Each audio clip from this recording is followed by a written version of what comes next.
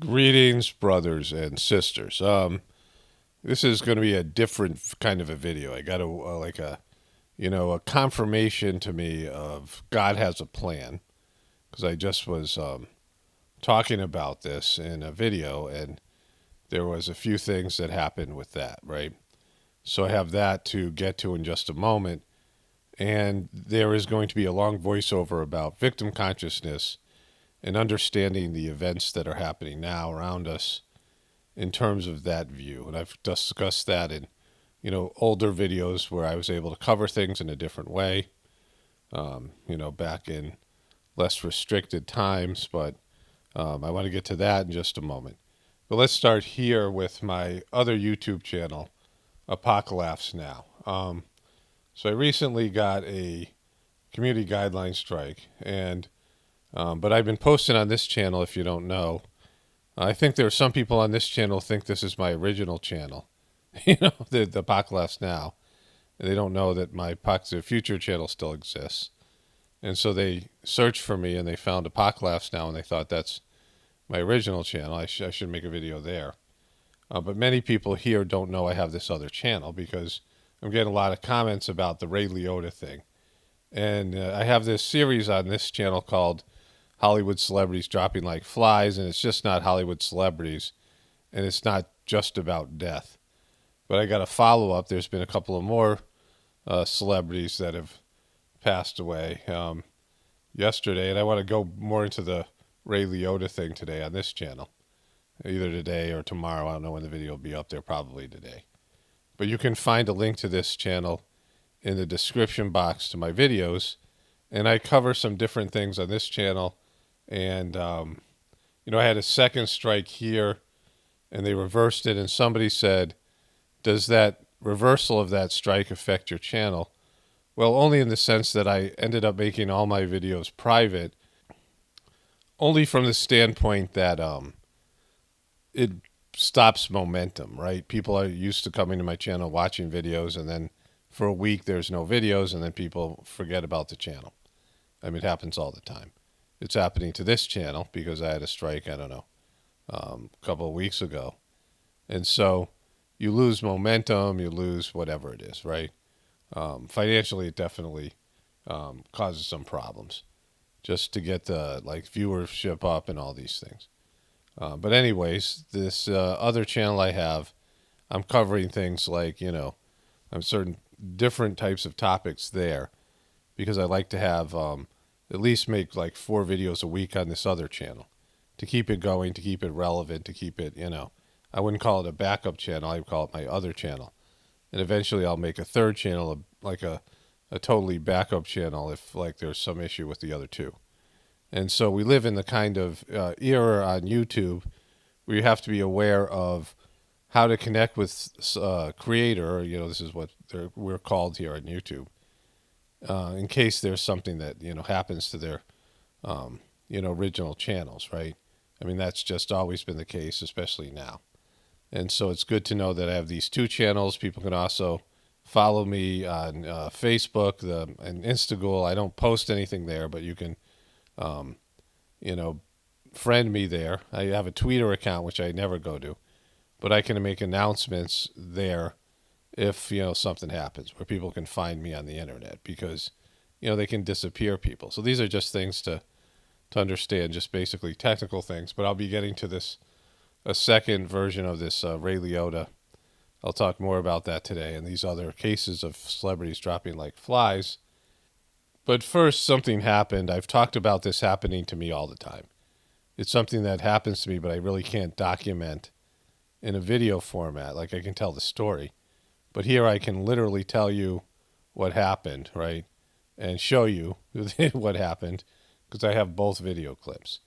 And I was talking about how God has a plan, right? And I think I was doing that on my other video, the Apocalaughsnow video.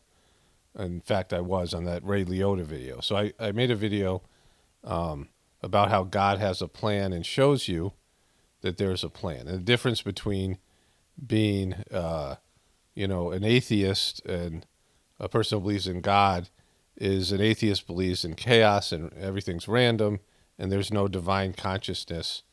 There's no, there's no plan, right? And people believe in God, believe that there's a plan. Earlier that day, I was making this video, and Alec Baldwin said something here. I think The Staircase is on Thursdays on HBO, and it really got a hook in me, it really got a hook in me. Like Barry and Ozark, and what are some of the other ones I watched?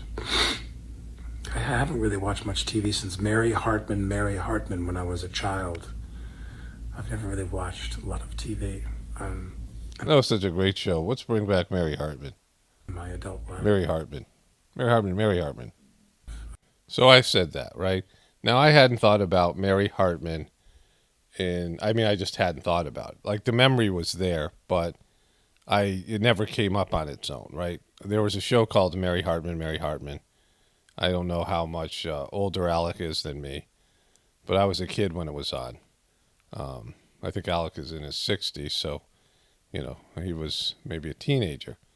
And it was sort of a spoof on a soap opera. It was a weird show. I don't think I really understood it. I didn't watch it that much. And I'll show you a clip from the show in just a moment.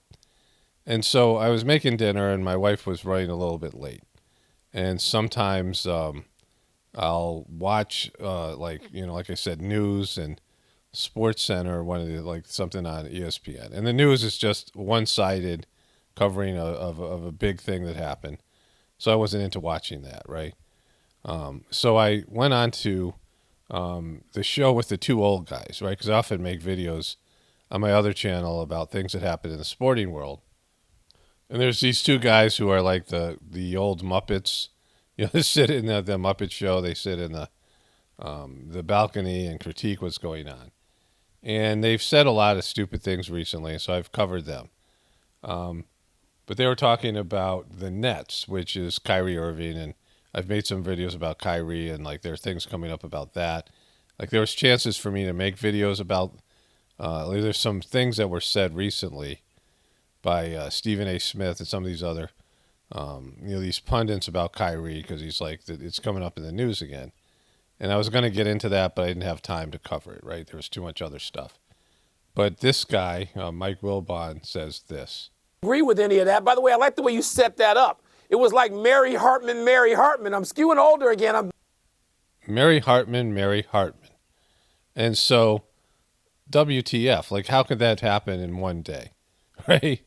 Did he listen to Alec Baldwin? I don't think he did, right? And so, this is something that this reference. Now, I remember Mary Hartman, but I don't remember that show on my own. If somebody said Mary Hartman, it would trigger a memory.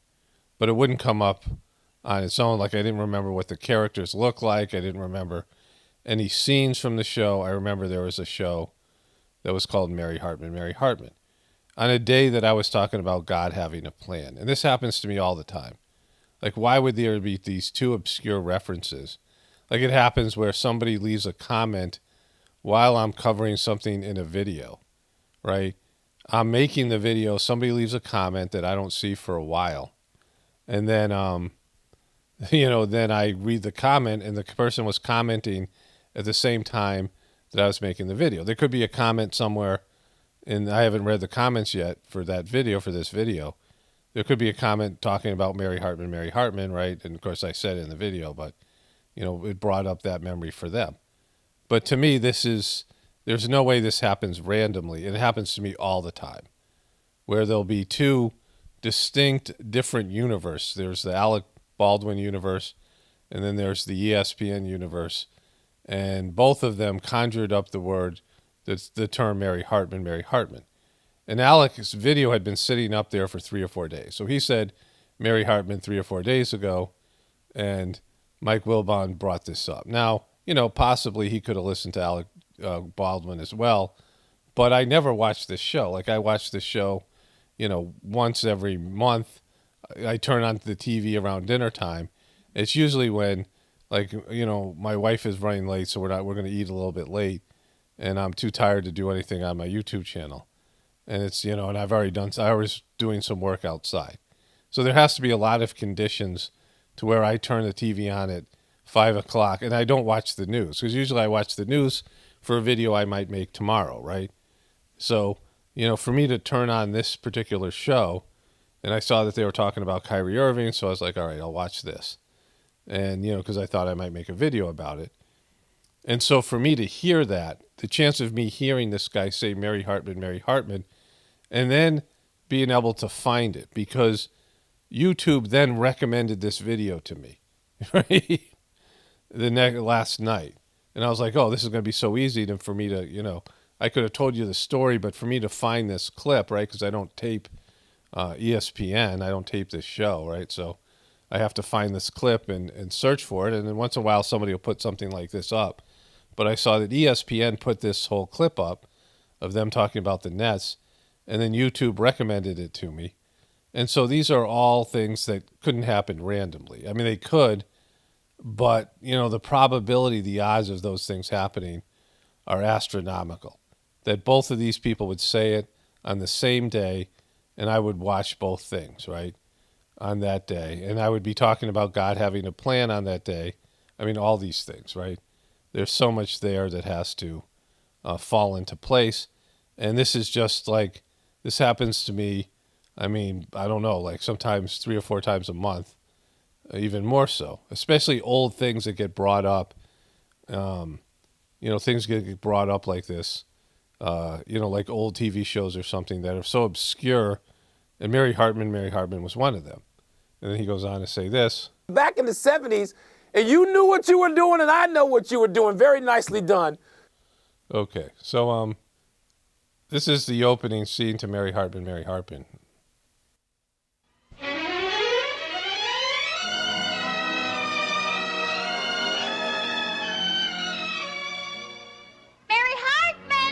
Mary Hartman. Like, I kind of remember that,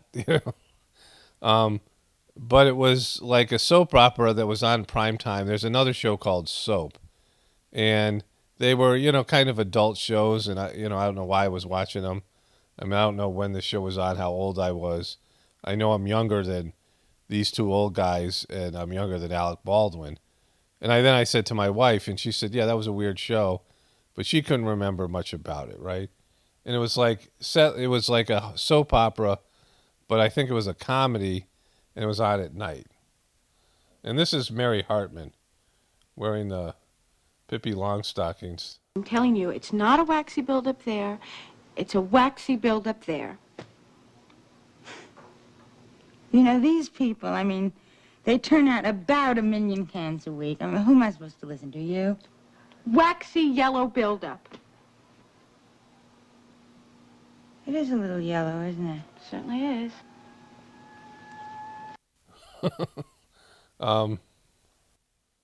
Boy, talk about your lucky breaks. I was in the neighborhood covering the Fernwood flasher when all of a sudden, blam, blam, blam, I get involved in this mass murder. Fernwood flasher? Yeah, some old guy who goes around exposing himself. Bing bong. Forget about that. Like I say, I'm covering the flasher when all of a sudden I fall into an honest-to-God mass murder. Oh, I just can't believe it. I used to always go shopping with Miss Lombardi over at Federated. What? Gee, I'm sorry. I didn't mean to upset Mrs. Lombardi's friend. I'll come back later. Oh, no, don't go. Can I ask you one question before you leave? Mary Hartman. Sure. You've never been here before. No. Do you see any waxy yellow buildup on that floor? Looks fine to me. Okay, so this was Mary Hartman. And all this was very interesting. So I want to talk about the victim consciousness here. Then I have a Alec Baldwin update. His mom passed away, and also there's an interview with him and Kim Kardashian that somebody sent me, which is interesting because I covered them both yesterday in a video. And you wouldn't imagine those 2 people coming together.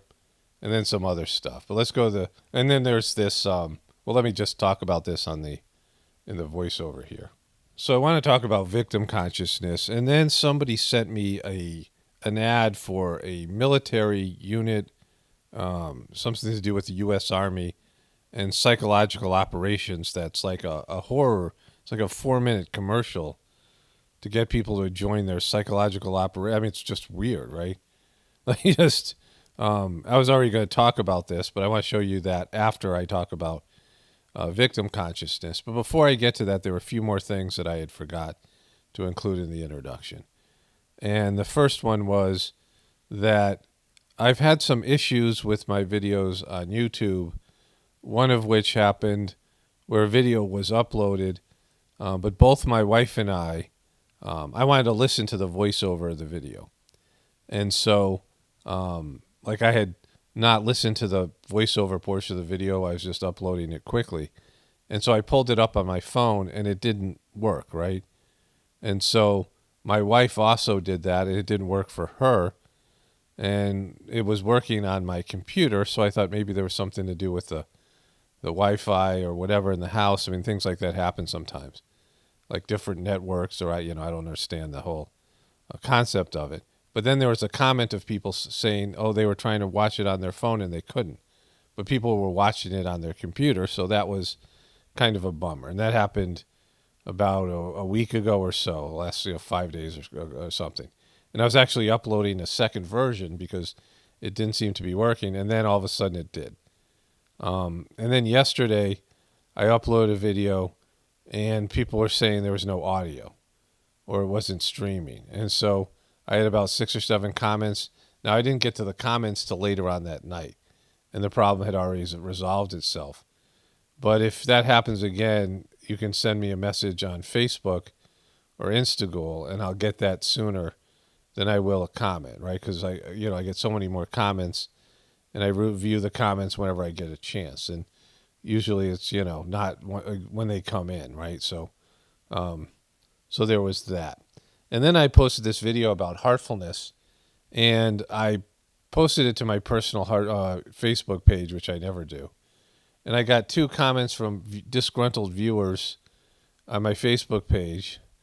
And then there were some comments to this video, that were weird or negative, which was interesting to me. And then there's some restlessness last night, so there's like things going on with that. I'm going to address that in a Journey series video, but I thought that was interesting as well. Like, there was a big reaction to this video that I was not not expecting, because I was making it for people who practice heartfulness, who didn't learn about heartfulness through this YouTube channel. And just because it's like a community service thing, I have this knowledge and had to share it. I just want to move on from the whole, frustration with the YouTube channel.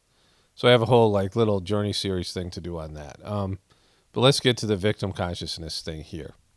So when a government or a corporation or you find this in dysfunctional relationships where people are really manipulative, the way that they, get people to do things is through victim consciousness, right? They establish that there is somebody being victimized. It might be this group, it might be this group, it might be that group. And there's going to be laws and implementation of, different types of strategies, a change in social dynamics based in being victimized. And you see this in relationships as well. And so the people that get to claim to be the victim, for example, in the abortion war between the pro-life people and the pro-choice, the pro-life people are saying the unborn baby is the victim. And so they have, the right to be outraged because they're fighting for the baby that's being murdered, right? They're fighting for the rights of the unborn baby. Where the pro-choice people are saying these women who are maybe in horrible situations, and maybe they were victimized themselves by, some man forcing himself on them or something, worse, whatever it is, right? That this woman's in a very vulnerable situation, and she should have the right to choose, and she's a victim because you're trying to force her to have a baby that she can't have. Like, she can't, she's not ready to be a mom, and might be something that she didn't even choose to engage in. Like, there's circumstances, right, which we all know about, where a young woman is impregnated and she didn't choose to engage in sexual intercourse. So they're saying that the victim is the mother, the potential mother, the woman, and you're infringing on her right to choose to do what she's, with her body and her life, right? And so the war is over who gets the claim to be the victim, right? So you see this also in the Johnny Depp Amber Heard trial, where both of them are claiming to be a victim. Johnny Heard is saying that Amber Depp, physically abused him, emotionally abused him, and also ruined his life and lied and slandered him. So that's what this suit's about. Amber Heard is saying that Johnny Depp abused her physically and emotionally, and she's suing him. And so whoever's the victim here, whoever people perceive as the victim, because that's what they're fighting for, the perception of being the victim. In the public eye, I mean, Johnny Depp has won this thing in the public eye, so that's already one thing, because now movie studios will be more likely to hire him, even if the court case doesn't go his way, because he's viewed as a victim by so many of the people watching this thing. And so his popularity and his ability to draw people to the box office and, all of it. And so even though he was sort of canceled, now he's been uncanceled by the way this trial has gone. And Amber Heard's, kind of ridiculous performance, where she, now all she has left is winning the court case, right? Where she doesn't have to pay him money. But Johnny Heard won the court of public opinion, and she has, Amber Depp has the other thing, right? And so she has the, possibly winning the court case, but I don't know who's going to win because Johnny Heard might sweep it, right?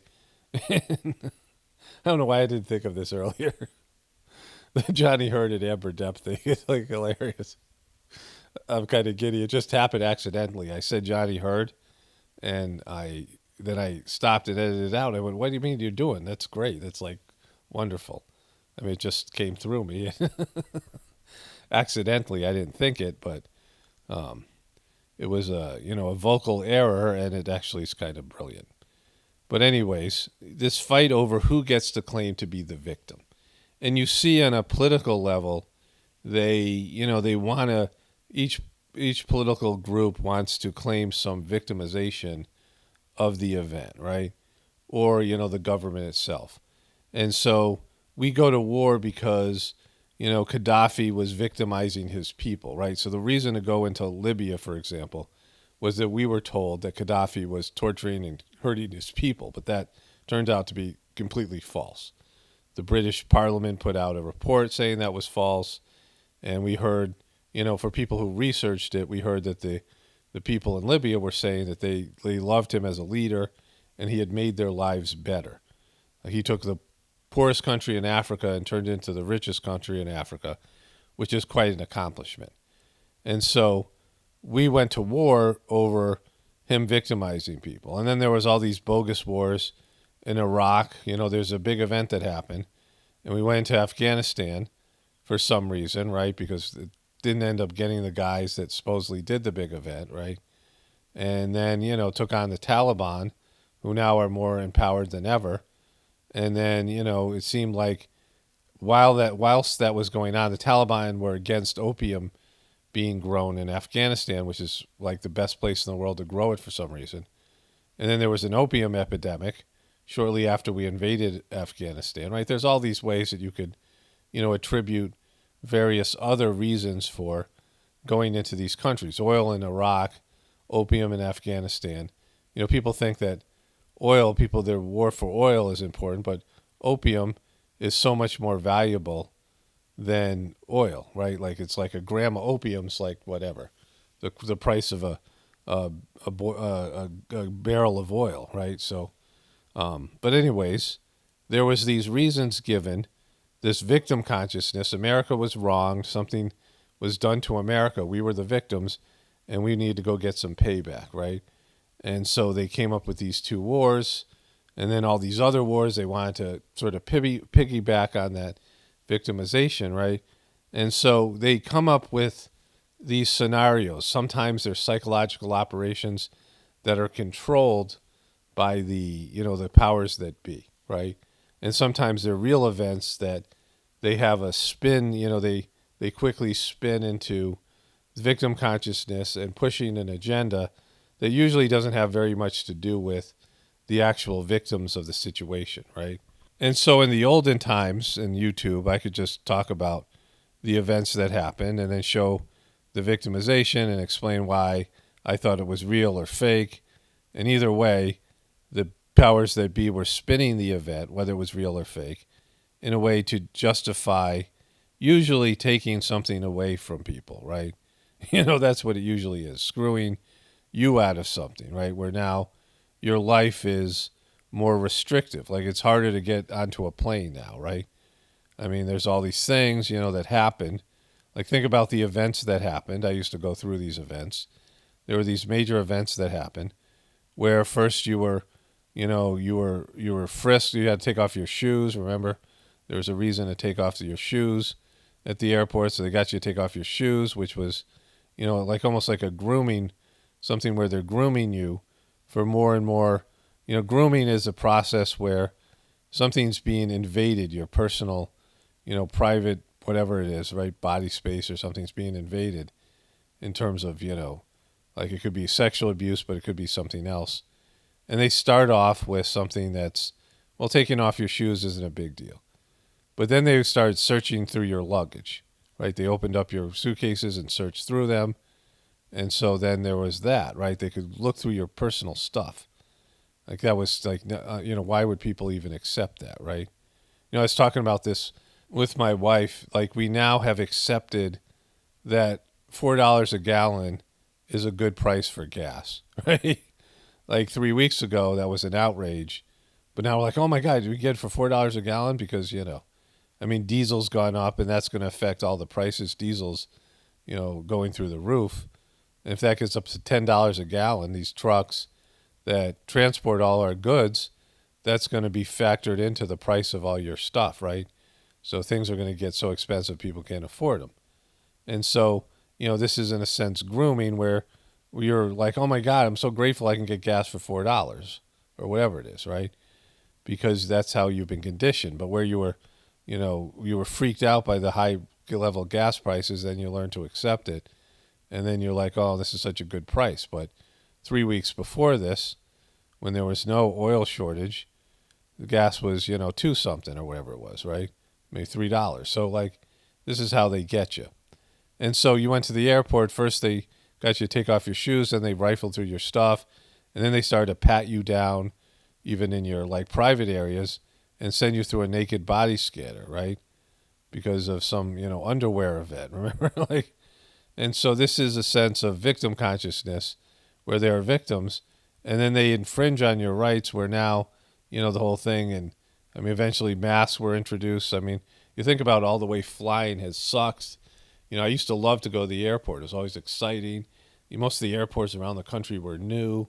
We'd be flying to like Florida or something when I was a kid. it was just always great, right? I used to get a deck of cards. Like I had these, Delta cards. When I was a little kid, like I liked the Dallas Cowboys, and I got a deck of cards and it said Dallas on it, right? And I was like, oh, this is so cool. And they had good food, and it was just exciting. Like the airports. If you ever see that movie, Catch Me If You Can? The airports were, it was just this, there was this celebrity status, and the stewardesses were like models, and the food was good, and it was like a luxury experience, right?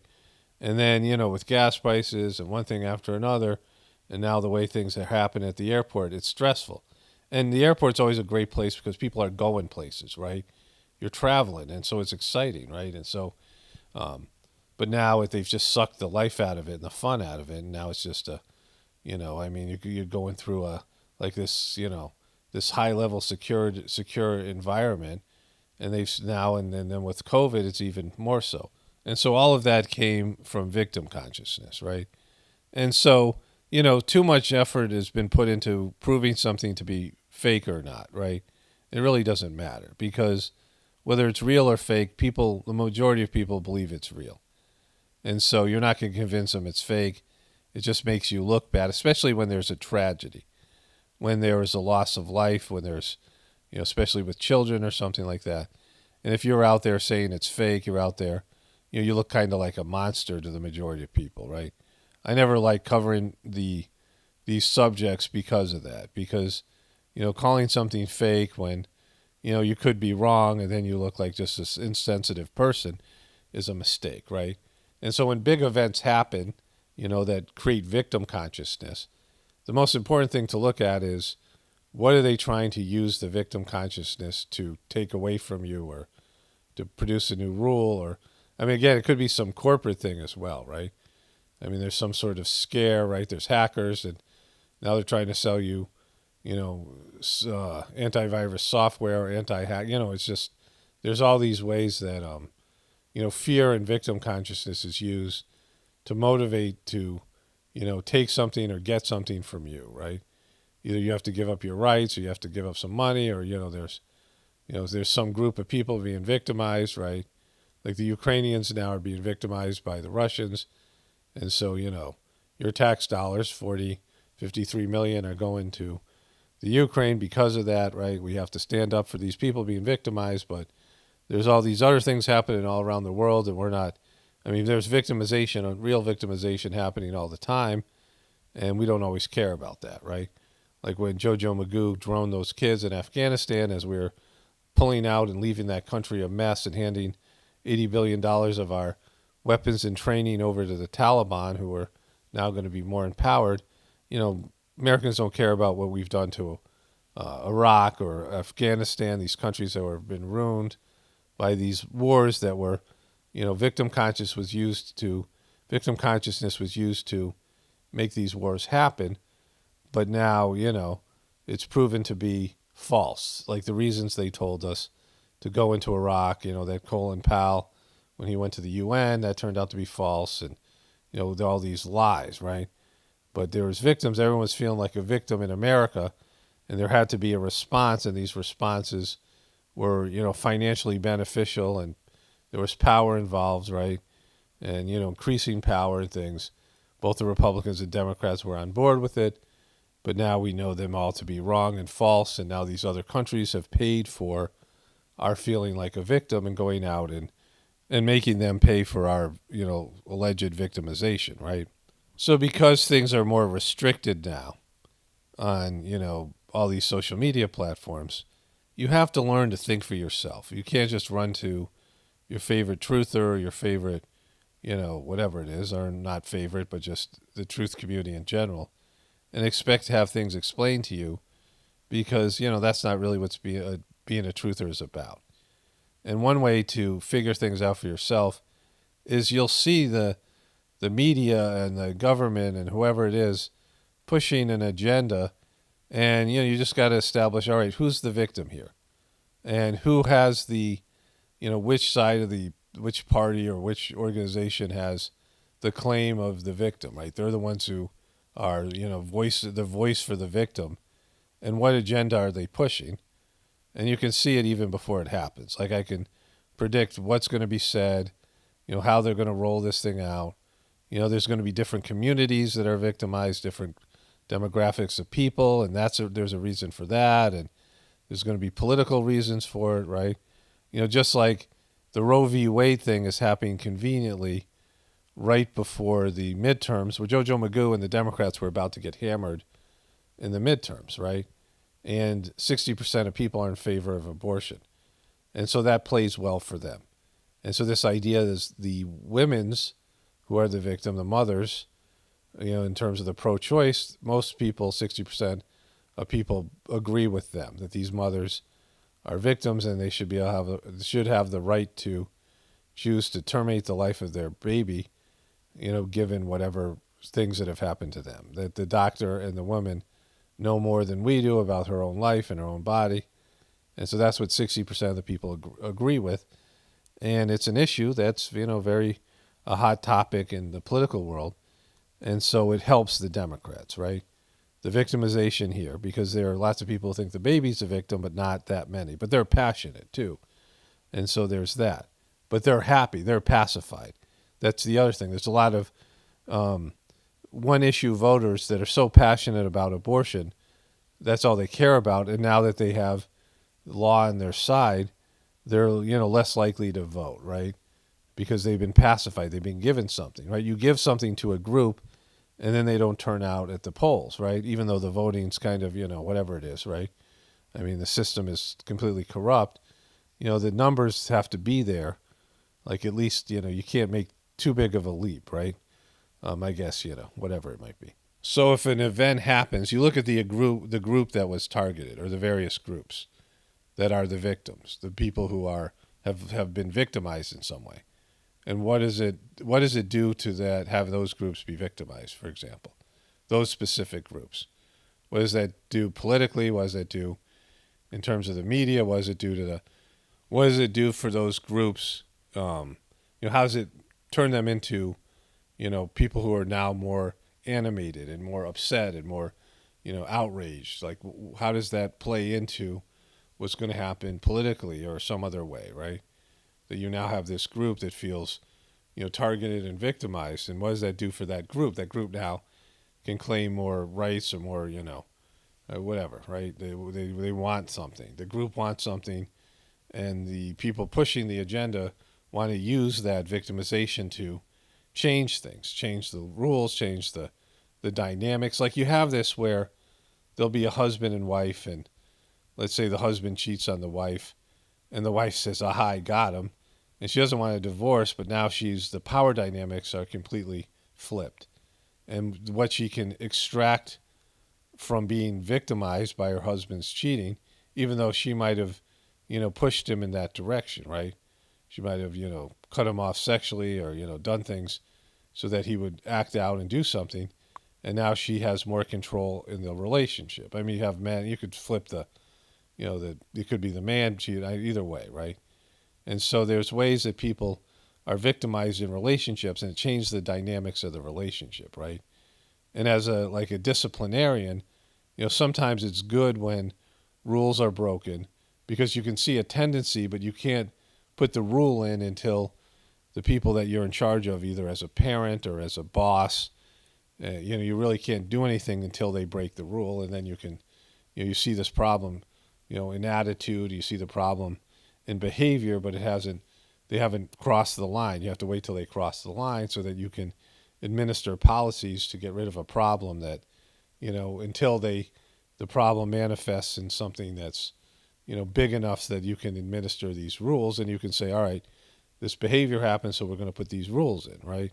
So everybody can learn to see these patterns, right? You can learn to see the patterns.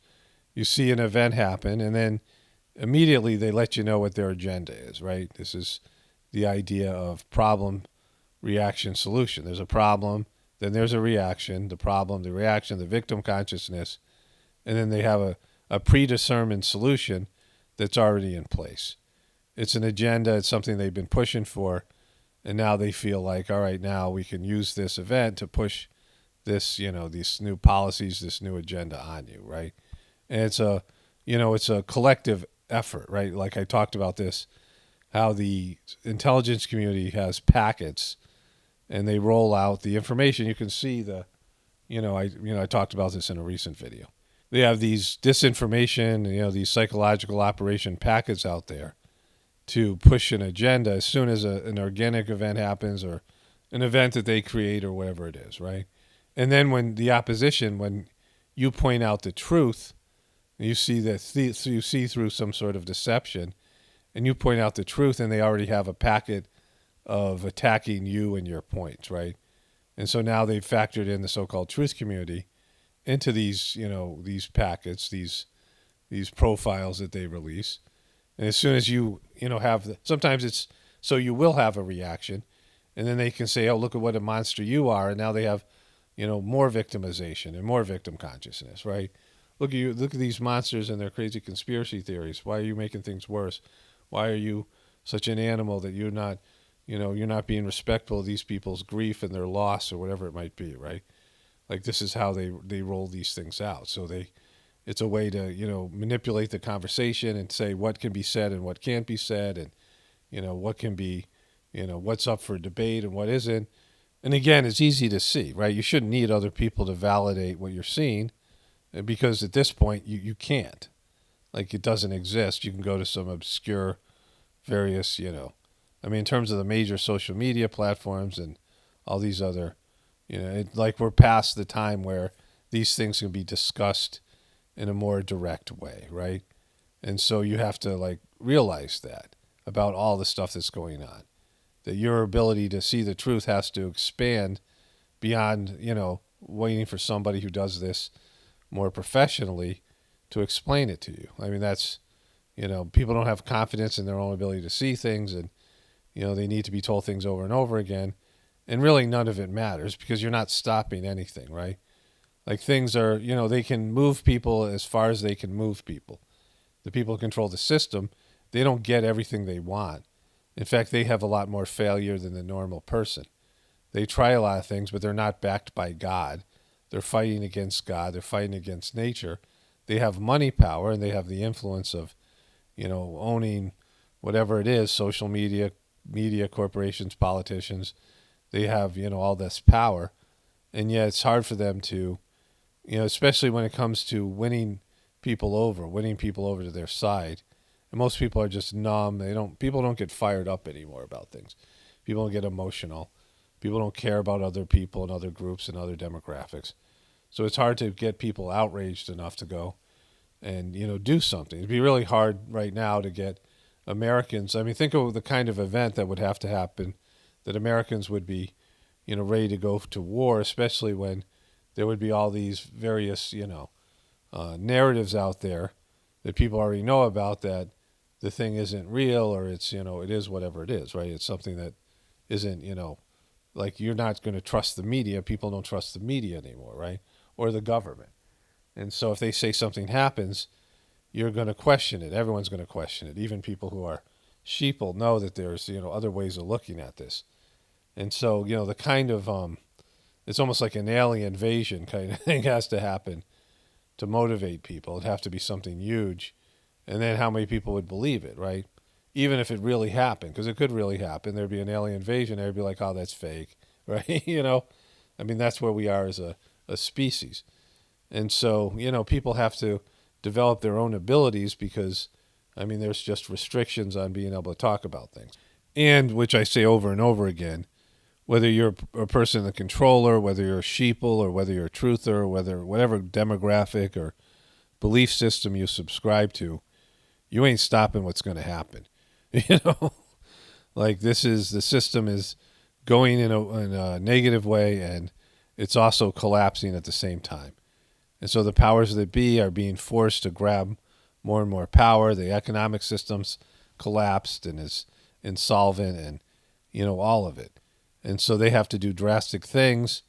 As long as the system is going, they have to do more and more drastic things to retain control. And the system is collapsing along with it. And so it's just, preparing you for that time where either you have to adjust, to $10 a gallon gas prices and, paying $20 for a loaf of bread. This is, these things are a part of it, and also the social aspects of it, the Hollywood morality that's got a hold of your children, the younger generation, right? And all the, demonic things that are going in an anti-God, unnatural direction. All these things are unfolding at the same time, right? It's chaos. It's the end of something. It's going to end badly. It's like a bad divorce, a bad breakup, a bad whatever it is, right? And it's just, it's like the Amber Depp, Johnny Hurd trial. Like it's just, that level of a shit show down here. And, all right. So with that, let's go to this video that one of my viewers sent me about this psychological operation. Okay, so let's get to this thing, which is really creepy as F. It's creepy AF. Armies do psyop recruitment ad looks like a terrifying video game cutscene. Ghost in the Machine is a mix of bizarre and creepy images and sticks in the mind, but probably won't send people running to the recruiter's office. And the kind of people it would. And so this is from Vice. One of my viewers sent me this. And it was hard for me to believe this was actually real, right? But then here's the video here. And it's so, effed up. I'm going to show you in a second. I had trouble believing it was real. So this is the fourth psyop group The official YouTube channel for the Force psyop operation group Airborne. Force psyop group soldiers are experts in all functional aspects of tactical, operational, and strategic level inform and influence operations. Here they are on Facebook, and here they are on Instagram. This is their, I don't know what it is, government organization. This is Persuade, Change, Influence. This is their, I don't know, lightning bolts, right? It's their logo.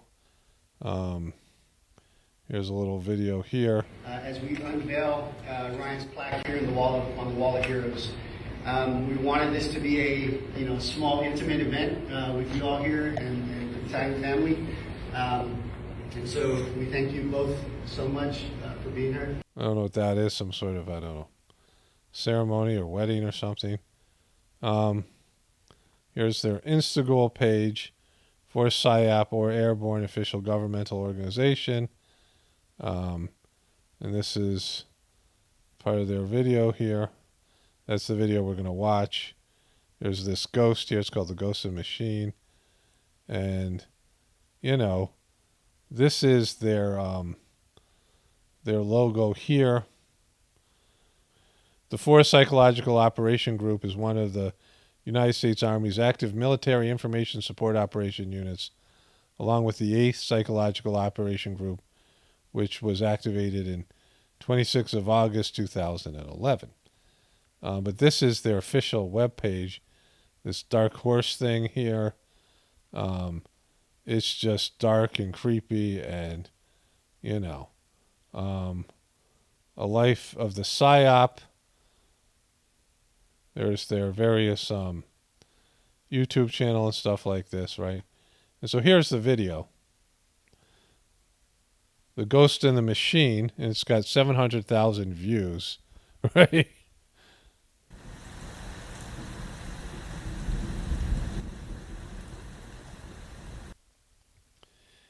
If your opponent is of a choleric temper, seek to irritate him. Pretend to be weak, that he may grow arrogant. Sun Tzu. So they begin with a clown. This cartoon clown, right? As the world Have you ever wondered? watches and listens in horror, the peaceful pro-democracy demonstration in China comes to a violent and bloody end. Mr. Gorbachev. I mean, it's just the music you're going to hear, but it's just so apocalyptic and creepy, right? Tear down this wall. Who's pulling the strings? Have you ever wondered who's pulling the strings, right? So we get into this idea of puppetry. But this is, the tone of this video is that there's all this evil out there and you have to do anything in your power to combat it, right? Never once thinking that, you know, you might be paranoid as F and just, you know, you're manifesting this evil yourself, right? But it's like, you know, it's like someone who sees the eyes through a horror movie, the world through a horror movie, the lens of a horror movie.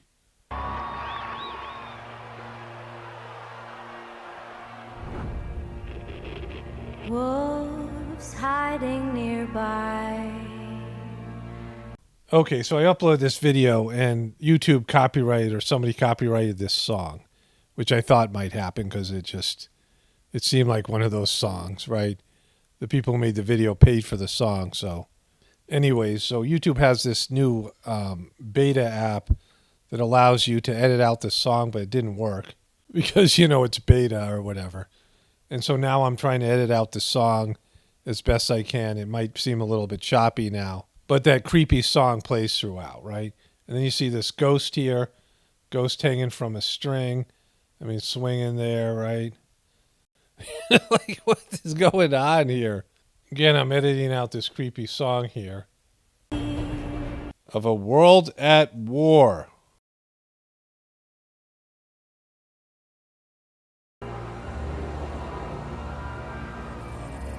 You will find us in the shadows.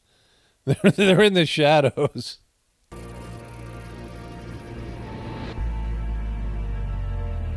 at the tip of the spear.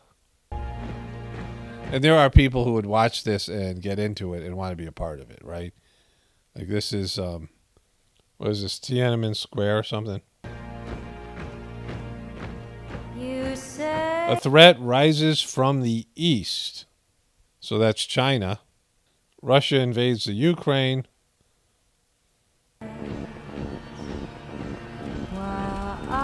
Warfare. I'm going to mute this part here because this song is probably going to be copyrighted. Warfare is evolving, and all the world's a stage. Again, this idea of actors and, you know, all of it, right? There is another very important phase of warfare. It has as its target not the body, but the mind of the enemy. The target of psychological warfare is against the enemy's mind. It is words and ideas. The ammunition used by psyop. Anything we touch is a weapon. You know, anything you touch is a weapon because that's how they view the world, right? This idea that there's enemies and the enemy is external to you. This is the problem with the American view. I've talked about that here in the truth community. People have to shed that, right? That the enemy is outside of you. You can't have anything in your life has to exist inside of you. And so if there's an enemy outside of you, then that enemy exists inside of you, right? If you are obsessed with somebody or getting somebody or, you know, fear of something, then you're manifesting that thing to come to you, right?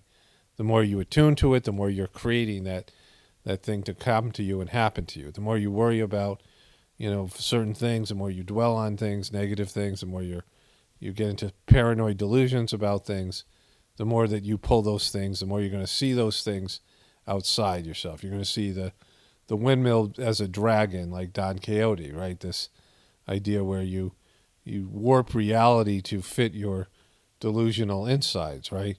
Of course, there is evil out there. I cover it every day. It's not like there isn't. And the system's imploding, and there's all this darkness and things that are there. But to a person who is only seeing God and everything, they're immune to it, right? They go through life without being affected because they're always seeing God. They're always grateful. They're never the victim. They're always grateful to God for whatever is being presented to them. They're never upset. They're never stressed out. They're just, thank you, God, for this. Thank you, God, for this. Thank you, God, for that, right? And they're just grateful to God for everything in their lives. They're immune to all the evil because all the evil is being sent to them. Everything that's happening to them, bad or good, is being sent to them by God, right? And that's not the way these people who made this commercial or the military believe, right? And the government, and, you know, they believe that there's enemies everywhere, including within their own populace, within their own people. And they all have to crush all these enemies outside of themselves so they can feel peaceful inside, but they don't realize that they're the real villain and enemy. Its mission is to influence the thoughts of the enemy. We can deceive, and then they're getting rid of the we can deceive. And at the same time, is expected and encouraged to study foreign languages, persuade, and the social sciences such as history, change, economics, and sociology. He must have a broad and sympathetic understanding of all phases of human experience. gripping at my skin. Good. The walls of We come in many forms. They come in many forms. And they're playing chess while everyone else is playing checkers. The clown, they come in the form of a clown. Combat has now taken on new form. We are everywhere. Lighten up, Francis.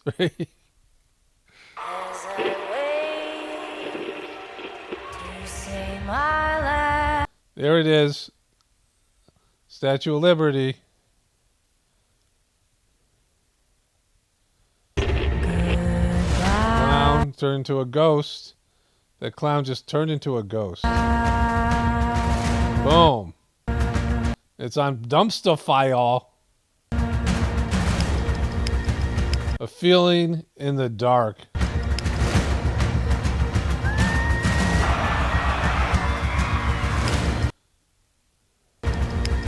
A feeling in the dark. I can't show you the end of it. They'll definitely have a problem with some of the stuff at the end. There's just disturbing images.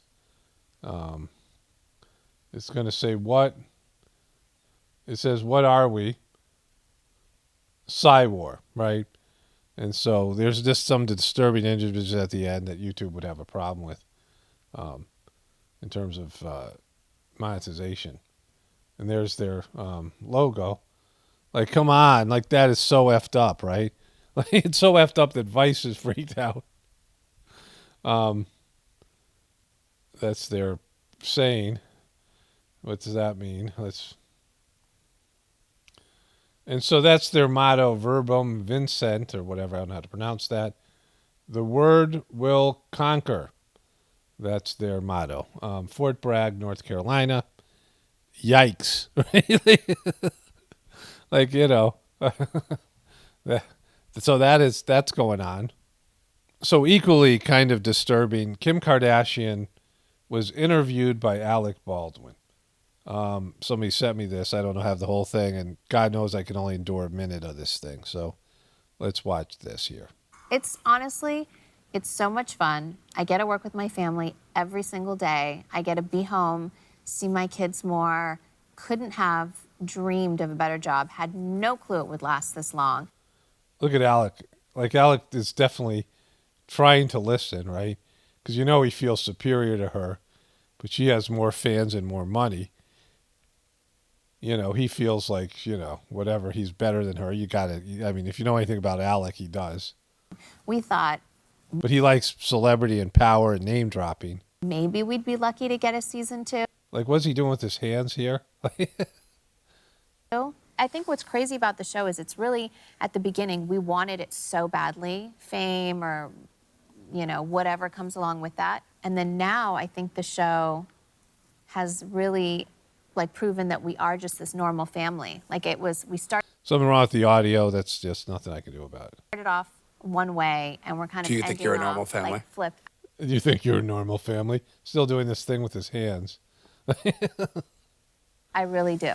Yeah. I really think, as Yeah. crazy as that sounds, I really think we Well, are I wouldn't say normal. crazy is the word. It's a stretch, I would say. Come on. There's nothing normal about that family because they're even made out of plastic, like partially, right? Yeah. Well, It's a stretch. but I If the will net say- worth of the average family is in a couple of $1 billion, then sure, okay. I mean, It's the I will average say, family. No sitcom writer could have written out what our reality has been. It's honest. Okay, so there's that, right? Yeah, whatever. Like, you know, is this a psyop? Is this I don't know. Okay, so I was going to say a little bit more about victim consciousness here. This whole thing is weird. I sent this to my wife, the video. She was like, WTF, like it was the psych war video. And at the same time, there was an email that came out from Heartfulness addressing my video that I made yesterday. And there were some things that went on in my personal life, like a lightning strike. I mean, there's all these things I'm going to talk about in a Journey series video that ties into all this stuff that's going on today. And so I want to get that done today. There's another Heartfulness video that came out that I'm going to show why, you know. So all that is kind of interesting. And I want to get to the follow-up video on Ray Liotta on my other channel. So I'm going to end this thing here, and then, you know, I'll continue on with the victim consciousness stuff in a future video about all this stuff. But anyways, only spirituality will save this world. It's Paul Romano, definitely reporting from the apocalypse and the ascension. Everyone have a blessed day and be grateful.